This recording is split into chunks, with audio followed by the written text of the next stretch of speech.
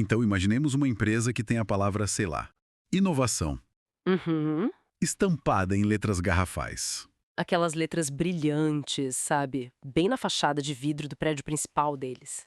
Bem chamativo. Muito. E esse rótulo de inovação está no cartão de visitas de absolutamente todos os funcionários. Está na assinatura dos e-mails. Na parede da recepção também. Exato. É tipo a identidade deles, né? Mas, se a gente olhar bem de perto, Se for olhar os relatórios reais, né? isso, se a gente analisar os relatórios, a gente percebe que essa mesma empresa não lança um único produto novo faz anos. Nossa, sim. Não traz nenhuma ideia disruptiva para o mercado, tipo, há mais de 10 anos. Eles sobrevivem unicamente da poeira de uma glória que ficou lá no passado. Ah, esse é o cenário clássico de uma organização que está operando apenas pela força da inércia, sabe? Totalmente. A energia vital já acabou, mas as rodas continuam girando por causa do impulso de décadas atrás. Exatamente isso. Agora, vamos imaginar que essa empresa seja, na verdade, uma instituição religiosa. Uhum. E aí o buraco é mais embaixo. Muito mais. Ou sei lá, uma organização baseada em valores muito profundos.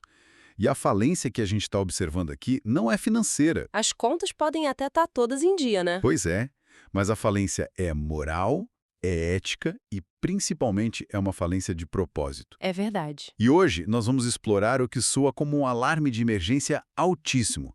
Trata-se de um manifesto chamado Uma Chama que Não Pode Se Apagar. Um título forte. Muito. Foi escrito pelo presbítero Marcos Benedito. E só para deixar bem claro desde já para quem nos escuta. É bom avisar. A nossa conversa aqui não é para debater os pormenores acadêmicos da teologia. O nosso foco é entender como uma organização inteira, seja ela qual for, Pode apodrecer por dentro. exato, pode apodrecer por dentro enquanto a pintura externa continua impecável. Certo, vamos desempacotar isso. Bom, o que define o tom dessa discussão, desde a primeira linha, é a ausência total de conforto. Ah, com certeza. Zero conforto. O autor não tem a menor intenção de apaziguar os ânimos. Ou de fazer, tipo, afagos institucionais. Ele vai direto ao ponto. Ele estabelece um senso de urgência que é palpável. A figura central que dá título ao material, a tal da chama que não pode se apagar, ela serve como uma metáfora brilhante. Essa chama representa aquela vitalidade pura, É sabe? aquele entejamento do começo. Isso. O engajamento genuíno, a ação de arregaçar as mangas que dá origem a uma comunidade lá no princípio dela. E a grande denúncia, né, o grande elefante na sala que ele aponta, Sim. é que essa chama vital está sendo silenciosa e metodicamente substituída por uma burocracia do sagrado. Perfeito. A aparência tomou o lugar da essência. É fascinante e, tipo, assustador pensar em como as instituições se apegam a esses rótulos e fachadas quando perdem a sua essência. E como se apegam, viu? O autor ataca frontalmente o uso constante de títulos grandiosos, né? É. Como se declarar uma comunidade missionária ou apostólica. Ou reformada, né? São rótulos pesados. Sim, e para desmascarar isso, ele traz uma citação duríssima do livro de Apocalipse, especificamente o capítulo 3. Que diz o seguinte: tens nome de que vives e estás morto. É uma constatação brutal. Se conectarmos isso com o quadro geral de como as instituições envelhecem, Uhum. independentemente de serem eclesiásticas ou corporativas ou ONGs, nós vemos um padrão sociológico muito claro aqui. Qual seria esse padrão? Bom, as organizações nascem para resolver um problema real, certo? Uhum. Ou para espalhar uma mensagem transformadora. Sim, tem um propósito claro. Mas à medida que elas envelhecem e ganham estrutura, aquela ação dinâmica e pioneira começa a ser substituída pela manutenção do status quo. Ah, faz sentido. O rótulo institucional passa a fazer todo o trabalho pesado, sabe? De sustentar a reputação perante o público. Mas, tentando entender a mecânica por trás disso, por que é tão fácil e, tipo, tão comum cair nessa armadilha? É a zona de conforto, né? Sim, mas por que priorizar a manutenção de uma placa em vez de executar a missão fundamental? Uhum. O texto descreve explicitamente essa missão como o ato de evangelizar, visitar pessoas, cuidar de quem precisa. É simples. Porque manter um nome exige um esforço infinitamente menor. Ah, claro. Executar a missão gera atrito, sabe? Exige lidar com pessoas reais. E pessoas são complicadas. Exato. Lidar com a bagunça que é a vida humana, com crises, com sujeira, Manter o rótulo requer apenas marketing Marketing e orçamento para eventos. e repetição constante de antigas glórias. Quando o autor cita o Evangelho de Marcos, trazendo aquela famosa diretriz do ide por todo mundo, Sim. ele está estabelecendo uma premissa inegociável. Ignorar a ação prática de ir até as pessoas não é um mero escorregão tático. Não é tipo um detalhe operacional, né? Não mesmo. Não é algo que pode ser ajustado no próximo trimestre.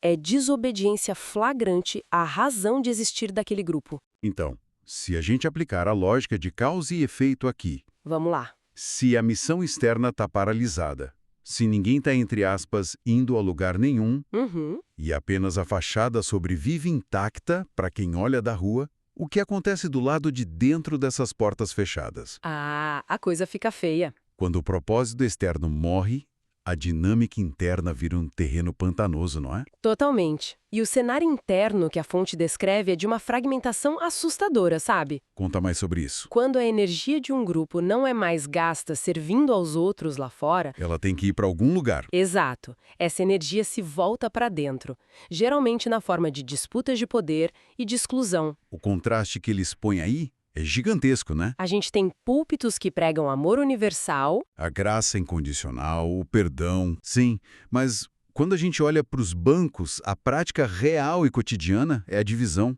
A análise aponta direto para a cultura das panelinhas. Aqueles subgrupos fechados, né? VIPs, totalmente exclusivos. Isso, o texto chama isso abertamente de carnalidade.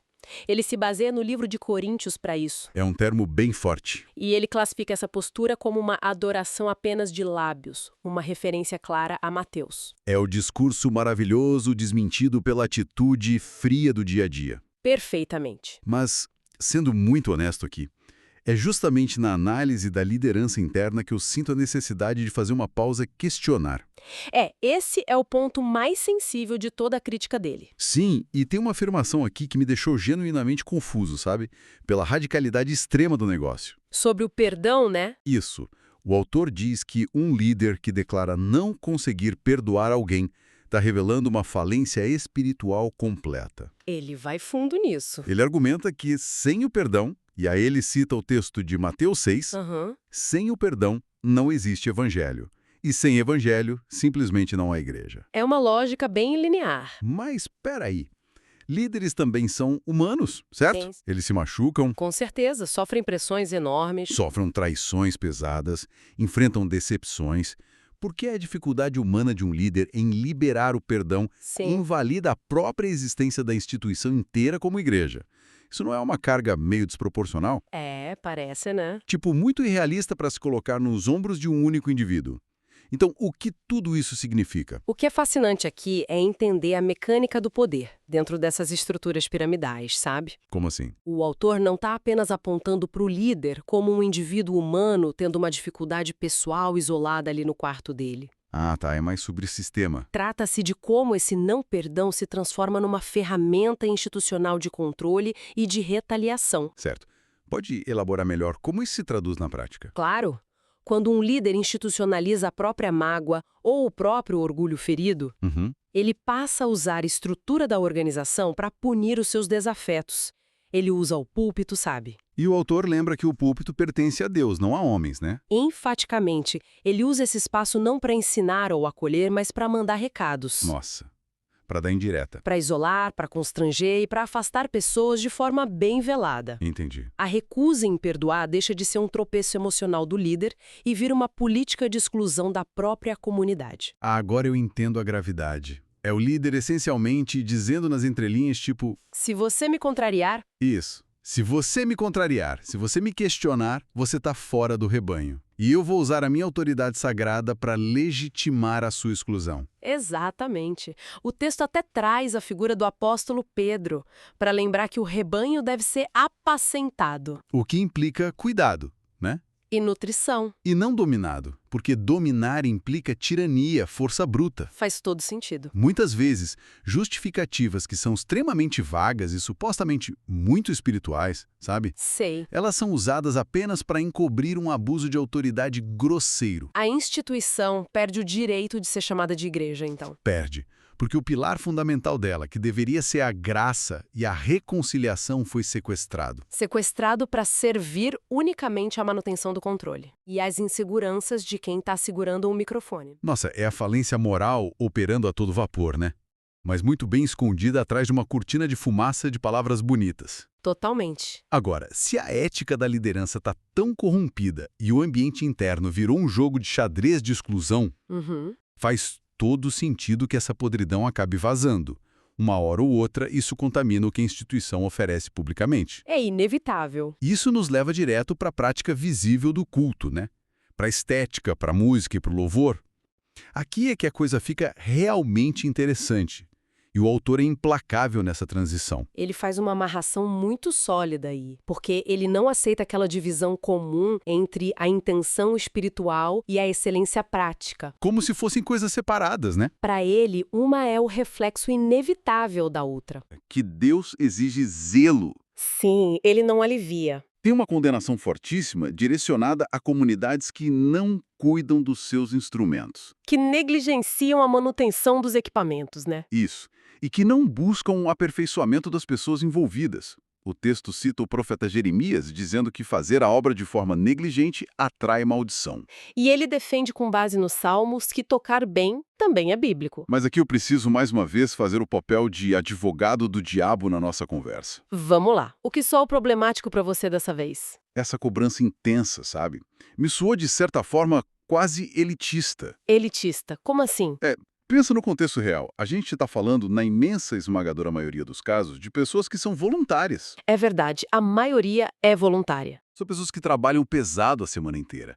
Pegam trânsito, cuidam da família. E no final de semana vão lá doar o tempo. Exato. Vão lá tentando ajudar, tocando um violão que talvez seja meio desafinado, ou operando um som que vive dando microfonia.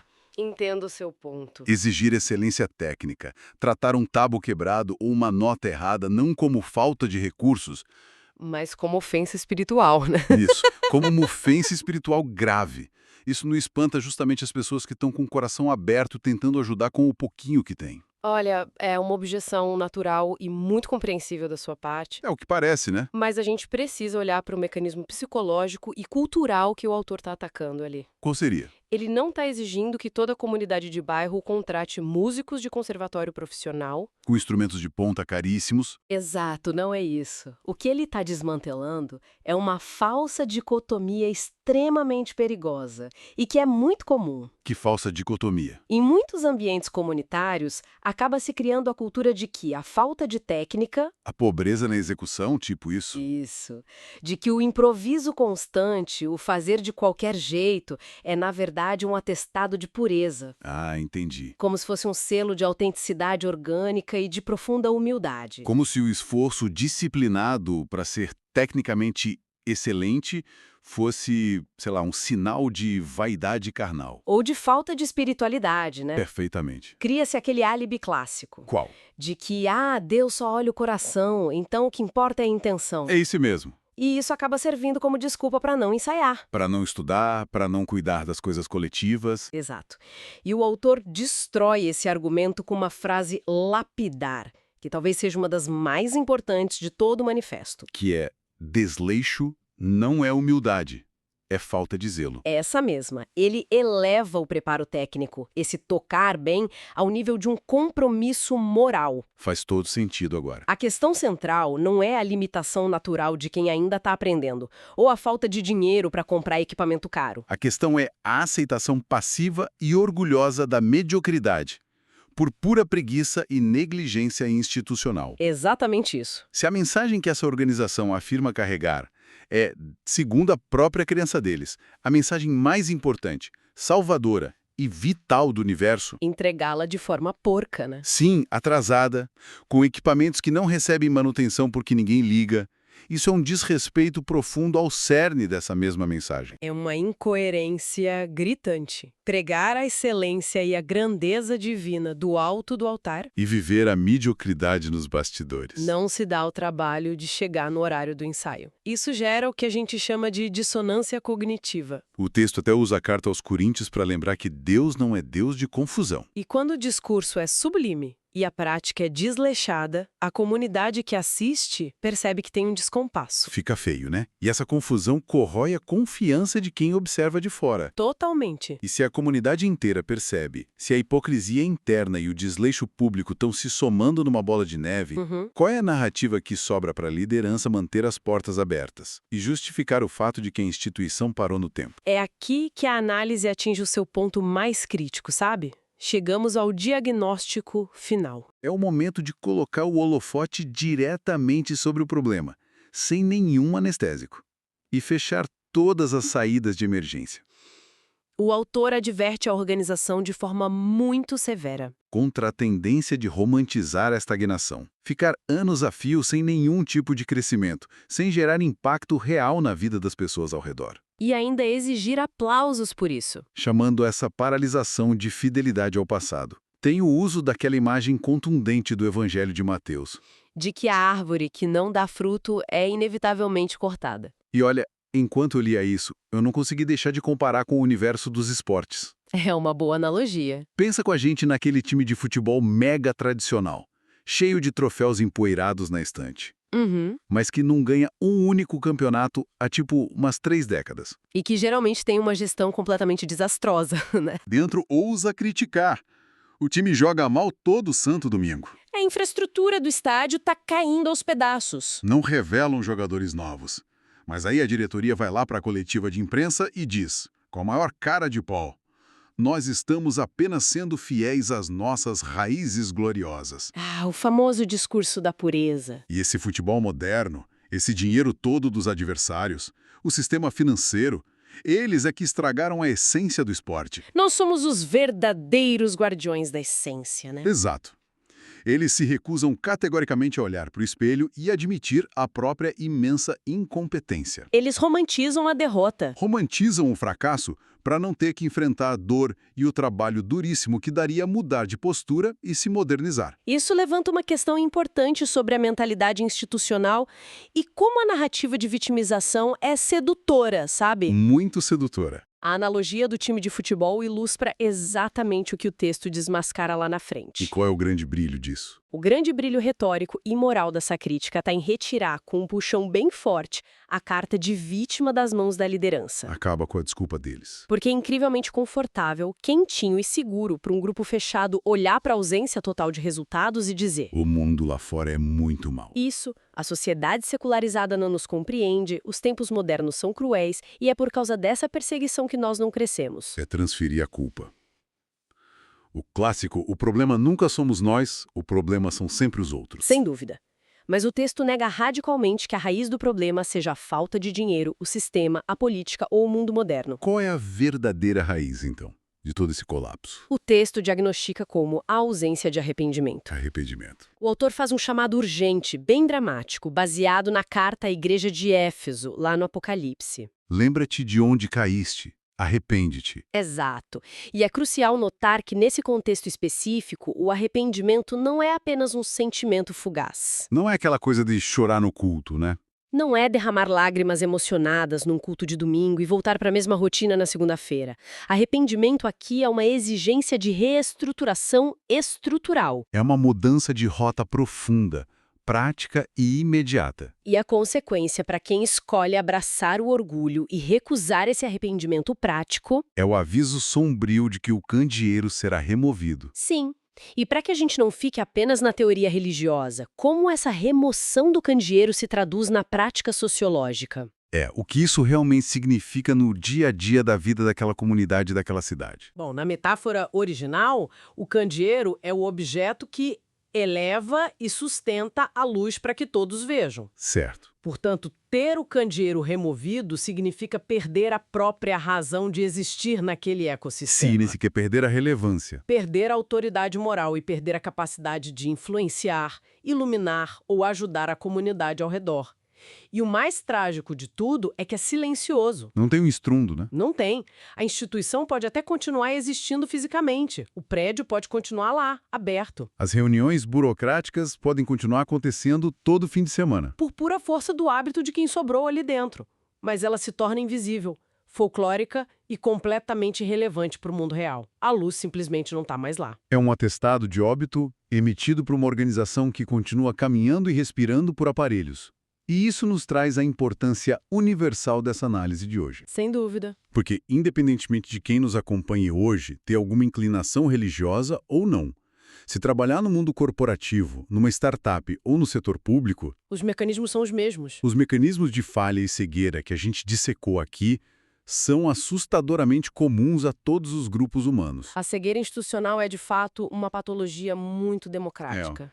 Ela atinge qualquer um. Ela atinge qualquer estrutura que se encante mais com a manutenção do próprio nome do que com o serviço real que deveria estar prestando à sociedade. A gente vê de forma muito crua como organizações gigantescas apodrecem por dentro através de coisas que, cara, parecem pequenas no início. Tipo a formação silenciosa daquelas panelinhas. Líderes que operam sem nenhuma transparência e usam a exclusão como ferramenta de domínio.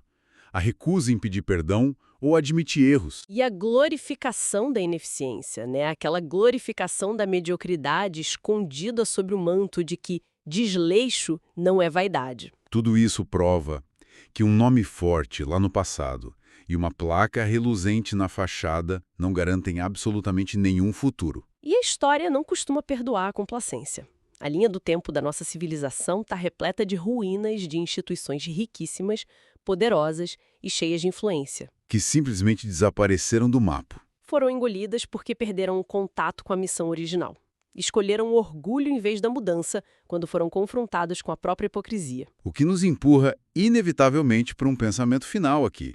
E, para mim, essa é a reflexão mais instigante e provocativa que a gente pode tirar de tudo isso. Vamos a ela. O autor encerra o manifesto dele resgatando aquele aviso ancestral.